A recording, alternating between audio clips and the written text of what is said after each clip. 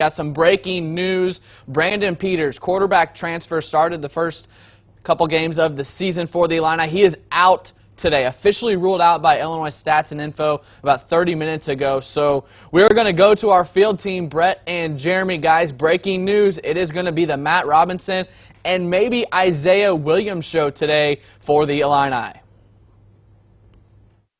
Yes, and I think a lot of people, Craig, want to see Isaiah Williams when you're 2-3 on the season. Not a lot of momentum, 3 straight losses. Might as well throw the kid in there, right, with Brandon Peters out today. And first and foremost, I feel bad for Brandon in this sense because this is a game he had circled. You know he wanted to be out here and play today against his former team that lowered him on the depth chart, lost the job there. So you feel bad for Brandon, but also for the Illini side. This is a chance to showcase who you got for the future, right? Yeah, and you felt like Brandon Peters, despite him struggling the last couple games, still gave you the best chance because you're going to need some big plays, especially from that passing game. But yeah, I think this game just got more interesting because Isaiah Williams has been practicing this week after missing last and even travel to Minnesota. But if Illinois wants to surprise, if they want to enthuse their fan base, throwing out your highly ranked prospect, maybe the guy of the future, maybe the guy who can give you hope for the Lovie Smith future, I think Isaiah Williams should play today. We'll see if he gets the start with Matt Robinson starting last week or playing in the game last week. But I think Isaiah Williams probably gives you the best chance. But going up against this defense, is that also fair to the kid? I don't know. Sure. But it makes it a lot more interesting to see Isaiah Williams #1 on the field today. Right, and I guess that's what matters too for fans at this point is perception. Is Lovie Smith trying to save his job? Hey, this is where I'm at. This is where we're going in the future. Let's throw the kid out there. Michigan's got a really good defense, obviously, and not giving up many points the last couple of weeks. We'll break down Matt Robinson coming up in a little bit here, and if he does get that start, and we should find out here right as the show ends at 10:30 here. We're live on our digital channels. Who's going to get the start today? But if you bring Isaiah, you maybe bring something that the opponent is not expecting. If you finish the year 4-8. And Isaiah Williams is fun, entertaining, looks good, looks like a quarterback who can lead you to wins in the future. That feels a lot different than 4-8 and just kind of stumbling with Matt Robinson or Brandon Peters, right? Like, he is the future of this program at the most important position. And to be honest with you, position that they haven't had answers with 4 years into the Lovie Smith era. The fact that they've had to go get 2 transfers the last couple years, that was a little bit of an indictment of Garrick McGee and what he recruited, but also that, Lovie Smith hadn't developed any quarterbacks here yet. So I'm excited to see him. We've only seen him for 2 plays. And if he starts against Michigan or plays an entire game against Michigan, what are we going to see? I mean, we saw during camp the flashes, Brett. He's an elite athlete, but that injury has held him back. An injury last week, they said, is what made him miss that trip to Minnesota. How does that affect him today? We have no idea, and that's why it became more intriguing today. Yeah, actually kind of excited about the game here. Despite Illinois losing 3 straight, we'll break all that down coming up. But, Craig, a lot of the talk yesterday was on Dick Butkus and what he said. The statue's pretty cool, but maybe what he said was more noteworthy. Yeah, definitely. A lot of the people, the media members that were at the press conference said this was the best press conference that we have ever been a part of. A lot of those people have been covering Illinois sports for a long, long time. Of course, Dick Butkus, one of college football's all-time great players. He's now forever going to be enshrined on 4th Street in Champaign. The Dick Butkus statue officially unveiled on campus outside of the new Smith Football Center. Hall of Famer was unfiltered, honest, in typical Dick Butkus fashion. There was absolutely no fluff to go along with him on Friday. He's a guy who calls it like he sees it, and Butkus says it's an honor to be enshrined like this for Illinois. A big crowd on hand to see the statue. It took 6 months to actually make the statue, but the development started about a year ago. So about a year to get this fully developed, 6 months to make. But when Butkus was asked what he wanted the statue to look like, he simply made a clenched face, said, "How about this?" And that's what you see today. Here are his comments about what it meant. Oh, I deserve it. Maybe the kids today will say it, but it's a very humbling deal. And, and you wonder, why, man? I did what I thought I was supposed to do. And I had fun knocking the shit out of people. The statue was designed and produced by U of I grad George Lundeen in his studio. Lundeen, also the one who created the Red Grange statue. Brett, I know you weren't at the press conference. Jeremy was at the press conference. One of the best we saw, I just mentioned that, one of the best press conferences we've been to in our time covering Illinois. It was just typical Dick Butkus all day Friday. Yeah, and I went back and watched the whole thing just because it was so comical about what he said. And there may not be anyone who cares less about what other people think than Dick Butkus, right? I mean, his legacy is there. He's one of the greatest football players of all time, and he just was honest. I mean, as a media guy, you got to be impartial at times, Brett, but those are kind of the moments we need to enjoy. Just sit back and listen to Dick Butkus tell stories and say things in a Dick Butkus way. And yesterday it was rainy, it was cold, and it was really miserable out there, but it was really Dick Butkus, right? Like, that's football weather, bear weather, Rhino weather, whatever you want to call it. So, I mean, it was great seeing that. He really didn't feel comfortable with it, you could tell.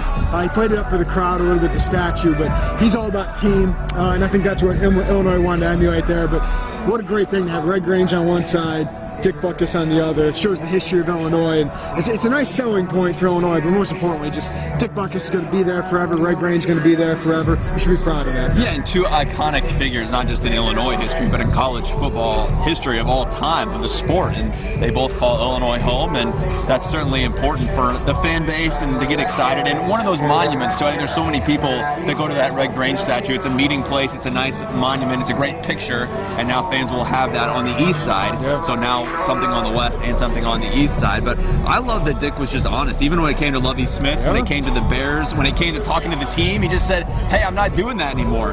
And that is great. That's so refreshing to hear somebody talk that is just raw. Yeah, I mean, he with Lovie Smith, he knew him with the Bears, but those two aren't very similar, right? No, I mean, Dick's all about team and things like that, but he's gruff, he's kind of talkative, he's a leader of that team, and Lovie's quiet, laid back, and, you know, Lovie led the Bears to a Super Bowl, but obviously here he's struggling, so I was kind of happy Dick didn't come out and say, oh, he's doing great, because it's obvious he's not at 4-25, but also to hear just how much he appreciates Illinois, what it meant to him. Obviously, he came here mostly because his wife could live with him here. He couldn't do that at Notre Dame or some of these other schools. So this place means a lot to him. It says where he became a man, and obviously means a lot to that Butkus family too. All right, well, the Illini defense can certainly use somebody on the field like Dick Butkus. They've been able to really not stop a nosebleed this year. Yeah. It's been pretty bad, Craig, but the offense and defense both need to play better today if Illinois is going to get a win here.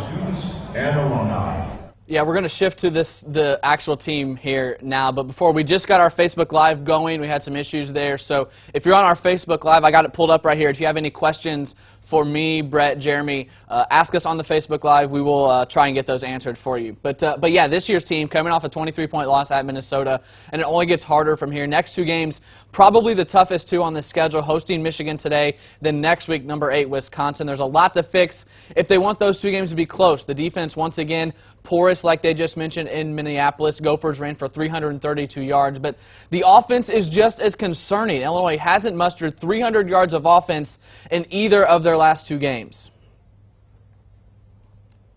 This is why football is the greatest sport, because it takes 11 guys at one time to execute a play. If one guy screws up, it can mess the whole entire play up. If one guy messes up.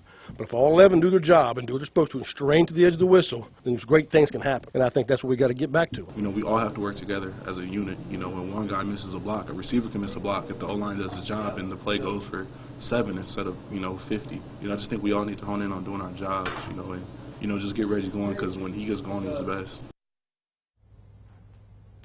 Yeah, Rod Smith and Vidarian Lowe there talking about how important it is for everyone on the offense to play as a unit, and they haven't been seeing it as of late. How important, Brett, is that for all 11 guys to perform as one? Yeah, they just have to have the confidence, Craig, that they're still an okay football team, that there's still a lot of football left. We've been hearing that for a while now, the last 3 weeks. They haven't been able to get a win out of that, but can they still have that confidence that they can go out and play well and play good football? And that's something that we'll have to see today. Isaiah Williams just took the field here, so Marley, running our camera, is going to pan over here to Isaiah, who is at least a step in the right direction that he's on the field, Jeremy, after last week not making the trip. Can this unit play together with Isaiah if he does get to start today or does play? Listen, I'm a big fan of Matt Robinson, of what he brings to that room, and I think eventually, and now, he gives you some solid depth. If you're winning a game, he can come in and manage you to a win. But if you need a playmaker against a really good defense, that's Isaiah Williams. That's why you brought him here. That's why you were so excited about adding him. Now, you wanted a bridge guy. That's why you went and got Brandon Peters. But at some point, he's the kind of athlete you want. He has a better arm than Matt. It's just he hasn't been in the system, and he hasn't been healthy. So all those things make me wonder, how will he do against Michigan? I'm not expecting him to set the world on fire if he goes out there, but you feel like you have a chance, Brett. And I feel like that huddle will feel like they have a chance with a guy as talented as Isaiah Williams, and really a guy who's acquitted himself as a leader of that young freshman class. Right, and how important is that now after losing, these games in a row? You just need to get a spark at some point, whatever that is. And if it's Isaiah, that's great. If it would have been Matt last week, right. I thought he did do some things in the game. We have to give Matt credit. He came in and established a little bit of a run game with the quarterback, which was important. But at this point, you need a spark offensively because your offense has not been good. Matt gave you a little spark. Sure, right? give him credit. But it was just a little spark. It didn't set a fire. Can Isaiah Williams do that against Michigan? I don't expect it, but I really don't expect Matt to do much at all against a Michigan defense that is this good if he wasn't able to score that much against Minnesota. So Matt Robinson will start today. Illinois football put out there. So with Brandon Peters out, that makes sense. I put out there it's likely to start. From what I was hearing, he was getting the #1 reps. But at some point, if Matt continues to struggle, I would think Isaiah is a guy that deserves a chance to get on the field, give your team a chance, and like you said, Brett, this team needs a rallying cry right now, because if they lose this one, they're going to lose to Wisconsin, and then you're 2-5, and what are you playing for? What's going to spark you the rest of the year? This program needs a jolt, and maybe eventually Isaiah Williams will be that. Okay, so some breaking news there. We know now that Matt Robinson is going to get the start today. Isaiah Williams will be his backup.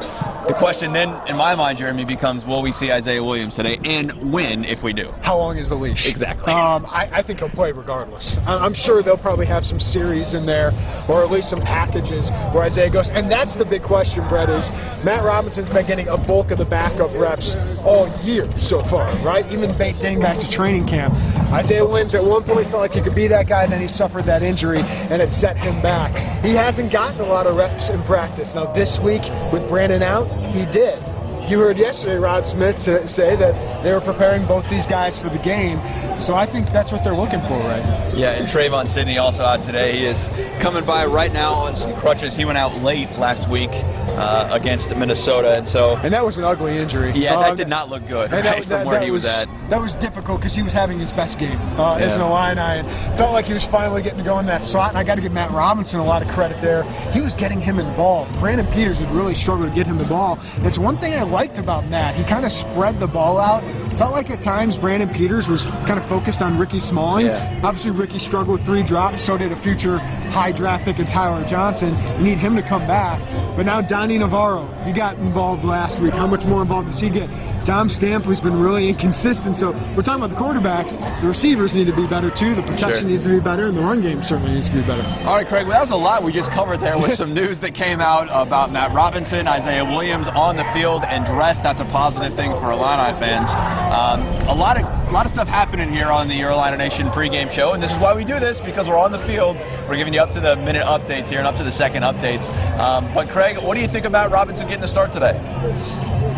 Yeah, we're going to shift gears here a little bit. We planned on going to the run game next, but we're going to move up our Robinson segment here. Like you guys said, the quarterback room is going to be thin this weekend. Matt Robinson is going to be the one leading against Michigan today. So it goes without saying that this week of practice was so important for this redshirt freshman.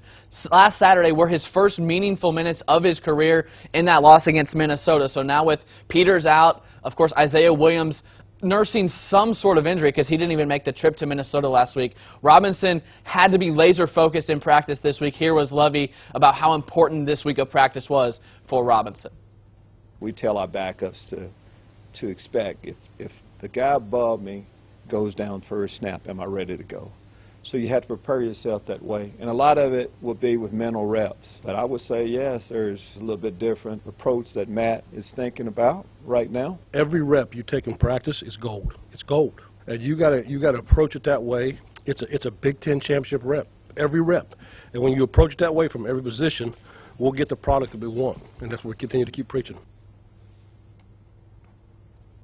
Of course, like Rod said, every practice rep that you take is an important one, but you had to think that Illinois and their staff knew before today that Brandon wasn't going to go, so they probably prepared Matt to be the starter today. So we're going to send it back out to Brett and Jeremy. I know we've talked about the quarterbacks a lot already, but how important and how different do you think this week felt for Robinson, knowing he was probably going to be the guy with Brandon not being able to go?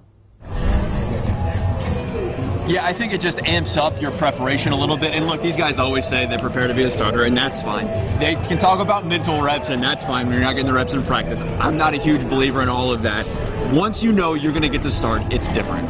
Yeah, you have to set your mindset differently, and I think Matt Robinson's done a pretty good job of that throughout his career. But when you know you're getting on the field all week, right? When you know that moment, 3 hours before the game, I'm taking the first snap of the game, it is different. I think you get your mindset a little easier. It's not as rattled. You're not thinking as much. And just for Matt to get on the field last week, I think was important. And that's the interesting part about Isaiah now, is he's only played two reps this entire year. So both runs. Yeah, we haven't seen him both throw runs. a pass. I haven't seen him throw a pass. So he's a kid who's even keeled. He's played in big moments at the high school level. It's not against Michigan on a Saturday on ABC. On national TV. Now, Matt hasn't done that either, No. but at least he's been on the field for meaningful moments in a Big Ten game last week. Right, and Matt certainly not highly recruited as Isaiah was. You know, Illinois had been on Isaiah Williams for a long time, and Matt Robinson's a late ad, you know, with Rod Smith. Went in and got him late out of California, and, you know, you liked what you saw on his tape, right? But there's a difference there between that level, between even the California and the best league he was in to get to here. Yeah, and his arm strength is a question. He added something to the run game, and Rod, we talked about adjustments with Lovie Smith and the defense, maybe haven't been there. Rod did adjust his offense with double tight ends. They tried to run it a little bit more, so maybe that can open up things for Reggie Corbin. But the other interesting part of Isaiah Williams, Michigan really wanted him as a wide receiver. So did about 60 other programs. Right, but they really liked him. They had him visit. They were one of his top schools if it wasn't for Illinois, and that's an interesting angle too. Maybe he can prove to Michigan, if he does get on the field, that he should have been a quarterback. And Rod Smith was at Michigan too. Let's not lose sight of that. So there's a lot of connections today. Illinois has not played Michigan a lot over the last few years. Maybe that's a good thing for Illinois. They have had to play Ohio State though, and Illinois doesn't play Michigan again until 2022, Craig. But can they prove it today, and can this fan base get energized by Isaiah Williams? I think that's what a lot of people are looking for in today's game.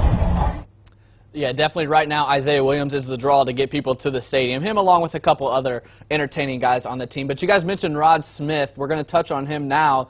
His offense has been struggling lately. The Illinois football ground game failed to hit the century mark against Minnesota for the second time in just the last 18 games. The Illini rushed for 91 yards against the Gophers. That is a season low. Minnesota stacked the box with 8 players, keen on the Illini running backs, who averaged just 4.5 yards per carry, more than 2 less than their season average. Meanwhile, the Gophers, of course, put up those 332 yards. The Illini say it's all about adjusting and executing. Teams are going to give us different looks than they play all season. They're going to play us different than they play everybody else.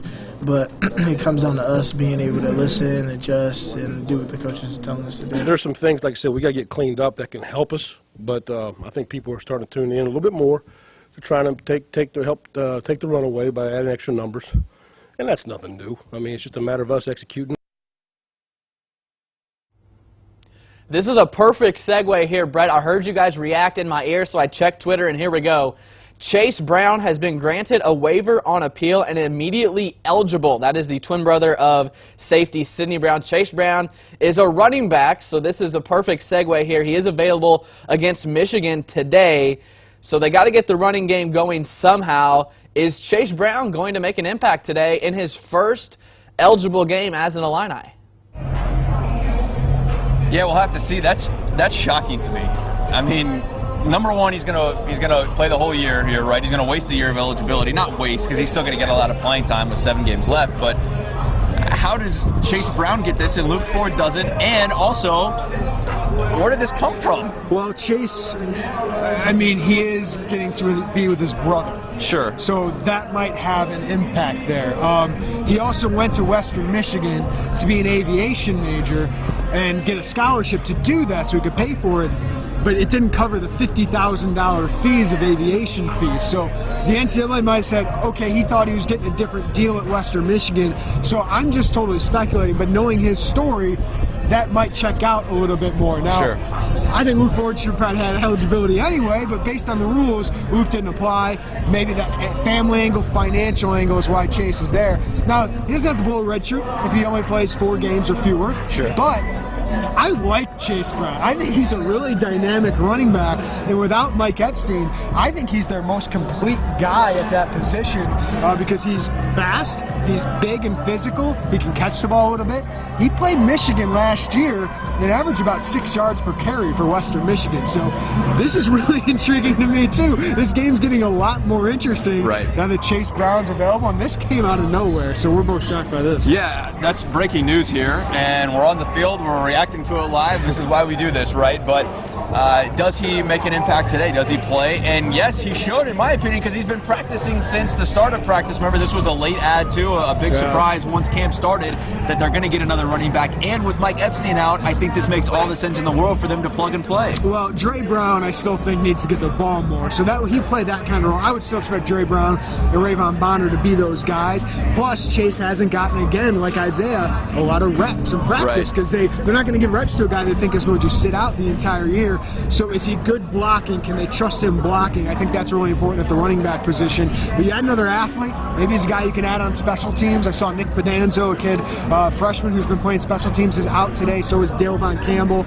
a freshman who's been playing special teams. So maybe Chase Brown can add something there as well. Sure, and like you mentioned, blocking, can he get on the field? It's not completely unknown, like you mentioned with him playing against Michigan last year, but can he add a spark? And at this point in the season, when you've lost 3 games in a row, you need a spark. You just need something to get you going. All hands on deck. Exactly. Especially for the staff, we're talking about Isaiah, are you going to redshirt him? At some point, he wants to play. At some point, Chase probably wants to play, right? Yeah. He doesn't want to necessarily be at school for 5 years. So you got to throw all the weapons you can, and they can throw a couple surprises at Michigan today, maybe. And if it's a spark, you just get something to sell there, right? For the staff, for the fan base, for everyone else interested in this program. We're going to get Luke Ford news later today? I don't know, maybe. I'm sure Illinois would certainly take that. But a big shock here on the field, Craig, for Illinois and get another weapon today. Yeah, we've got a couple people on our Facebook Live asking who is Chase Brown. Chase Brown's the twin brother of Sidney Brown, of course, plays safety for the Illini. Chase transferred in during training camp, right before training camp, from Western Michigan, where he played last year. So he's a running back, a good running back that Illinois wanted out of high school, but chose Western Michigan. So now he's here, and he is immediately eligible. So we've talked offense. We're going to talk defense now, and missed tackles have plagued Illinois football for pretty much the whole season, especially against Minnesota. It's been a big problem all year, who Illinois have one of the worst defenses in the Big Ten, giving up an average of 423 yards and 23 points per game, ranking 12th out of 14. Head coach Lovie Smith was asked about this week about his defense and why tackling has been so bad. I think as a coach, what you look at is that do you have guys in a position to make a play, to make a tackle? Of course, there's technique involved. Got to know where your help is, where your leverage is. And we've been in some situations, a lot of situations where we have had guys, and it's disappointing when we don't finish the tackle. It seems so fundamental when you start playing football. Probably one of the first things you learn is how to tackle. So why are these college athletes unable to bring down their defenders, or their opponents? That's a great question, Craig, and I think it all comes back to 2 things. And you did a story on tackling this week. I thought it was really well done, Jeremy. Is this a scheme thing or is this a talent thing? For me, it's as simple as that to determine, and it's really, I think, a combination of both. You're right. I mean, that's cop-out, but it is. I think one thing is talent. The defensive line is not playing well.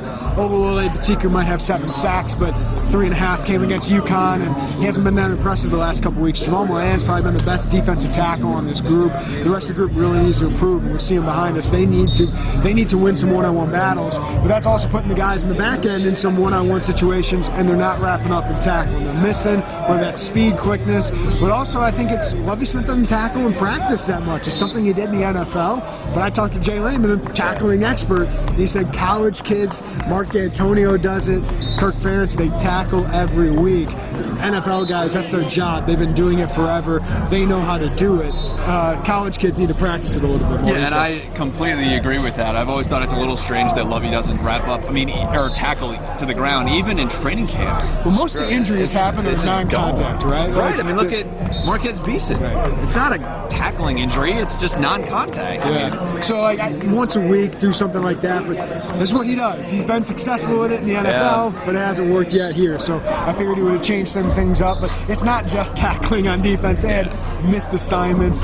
They just aren't winning one-on-one battles up front either. Well, and Lovey pretty much said at some point the guys just have to tackle, right? Well, at some point does Lovey have to look at himself in the mirror and say, do I need to make some big-time adjustments there? Am I putting my guys in the best position to succeed? That's what it comes down to for me. And I didn't think when he's been talking about tackling and the defensive issues, I asked him after the Minnesota game, he went to the players making tackles.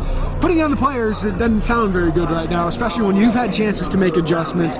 We hear from other players, Reggie Corbin, about how defenses make adjustments. They're doing something different completely than they did the week before. Right. In Illinois, Scott Frost is saying, they just do what they do. We know what they're going to do.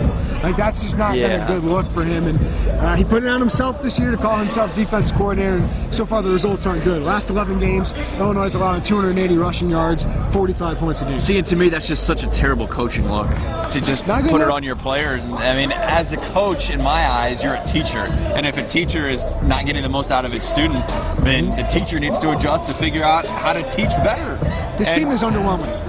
And the defense is the most, well, I don't know about the most in the last couple of weeks with the offense, but, you know, the defense has been one of the most underwhelming parts. Yeah, we've seen Rod Smith succeed. We've seen him trying to make adjustments this year. It hasn't worked. He hasn't been good enough. He said that, right? He said that as coach, I need to be better. We haven't heard that as much from Lovie Smith when it hasn't worked for 4 years here. So a lot of pressure on him, and there should be. This isn't good enough right now, but if you get a win today, that's a spark. That changes something maybe for the rest of the year, but it's just hard to think that Illinois has much of a chance given what we've seen so far. Yeah, and I saw the lines up to like 24, Craig, and so maybe that's swinging up with some people taking Illinois that they think they might be able to cover today. But at this point, I get it. I understand why fans don't believe in this program and where it's heading and why they're calling for a new head coach. Yeah, so that's all of the sound we have today. So we only got a couple minutes left. There's been so much breaking news. We've had a lot to talk about. This time has flown by, but it's 10:27. We're going to try and wrap up around 10:30 here. So just a couple minutes for your final thoughts, predictions, or what might happen in the game. We got about 2 minutes left. All right, so to me, it all comes down to this. As we wrap up here, Jeremy, will Isaiah Williams play today? Yes, I think we're all both in agreement with that. How much will he play today? Number two. And my third question is, how much of an impact will he make? Because with everything else today that's gone on, that's the biggest news for me. I mean, we've been building it up, so we hope. We hope as media, but I think that also shows fans hope that they get a look at him, right? It might be unfair of him, right, for a guy that's been injured to play against one of the best defenses in the country. But his team might need him today, and I think his team wants him today. So I would love to see him. I think we're going to see him. How much probably depends on how Matt Robinson plays, how quickly this could get out of hand. How well he plays, I don't know if I expect much. I mean, this is a great defense with great athletes at Michigan, but can he give them life? That's what I'm looking for more than anything. I don't know if I'm looking for a stat line. I'm saying, how does he acquit himself? How does he look? And how does the team feel when he's on the field? Yeah, we both cover Isaiah in high school. You've been to more games than I have, but, you know, I've been to my fair share as well. And the kid, we've talked to him multiple times. He's just cool, calm, and collected. I don't expect him to get razzled or anything else, even if it's Michigan in a top 20 defense in the country. I expect his heart to be pumping. Oh, right? sure. This is what he's human, wanted. Right? This is a ranked team, a big-time opponent. But as great as he is as an athlete, as great as he is, arm strength, he's a special kid. He's a special mindset. He's a really mature football player. So that's what would give me excitement. That's what would give them so much excitement about his possibilities as a quarterback. And we need to hear from Isaiah after the game, too. I think that's the biggest thing, to sell that from the fan, to the fan base, to say, like, look, hey, no matter how well he does, and he's going to give us some good sound after the game, because that's what he's a really good soundbite as well. But we need to hear from him and see how he's doing and his progression and his maturity and all of that, and hopefully he goes out and does something today that's effective. We didn't hear from Devin Witherspoon, who started last week. We've been asking for him, haven't heard from him, but yes, that's a guy you want to get in front. Yes. That's a guy you want to sell. And there's a reason he's on a billboard already, right? Yes. If he can be on a billboard, he can be in front of cameras. I think Illini fans would love to hear from him and see him today. Yes. All right, so that's it from us, Craig. We just want to see Isaiah Williams. We want to see the future a little bit, and it's taking nothing away from Matt Robinson because he's going to get the start. And if Matt can be effective, through the first quarter and a half or whatever it it may be, then so be it. But I think a lot of people that are at the game today, and how much you expected? 25,000, 30,000 in the gate? How many Michigan fans we're going to see today? That's true. I'm talking just Illini fans. Yeah, probably 30? something like that. But that's where I start to get worried about what's that Northwestern crowd going to look like if nothing improves yet. Yeah, cold. A couple days after Thanksgiving. That's late too. That's the last Saturday in November. But we'll see today, Craig. There's a reason we do this before the game, because at least there's somewhat of an optimistic outlook about what could happen. And we'll see today, Illinois 24-point underdogs against Michigan, one of the best defenses in the country. For Jeremy, I'm Brett. Craig, we'll send it back to you. All right, thank you guys. Of course, Brett will have all his coverage right here on WCIA tonight. Jeremy at IlliniInquirer.com, so consume their content if you want your post-game coverage. But just to recap some of the stuff that we've had, it's been a busy Your Illini Nation pregame show. Brandon Peters out today as quarterback for the Illini. He will not play. He was injured last week at Minnesota. So Matt Robinson gets the start at quarterback for Illinois, meaning Isaiah Williams, he will be the backup. He was unavailable at Minnesota last week, but he is available today. He will be the backup. Running back Chase Brown, immediately eligible, granted his eligibility, so he adds some depth to the running back room. So just a couple of notes from our Your Illini Nation pregame show. Ben, do we have that scoreboard up ready to go? If we could throw that up to get people one last look and prepared. That is, Michigan is 4-1 on the year. They are 2-1 in the Big Ten. Illinois 2-3 overall, 0-2 in the Big Ten for the Illini. So it's an 11 a.m. kick, so less than 30 minutes away. Nationally televised. It is on ABC this morning. So if you're wanting to watch the game live, ABC, we'll have you covered here tonight on WCIA. That is the Your Illini Nation pregame show. It's going to do it for me, for Craig Show, for Brett Behrens, and Jeremy Werner. Have a great rest of your day. Enjoy some college football today.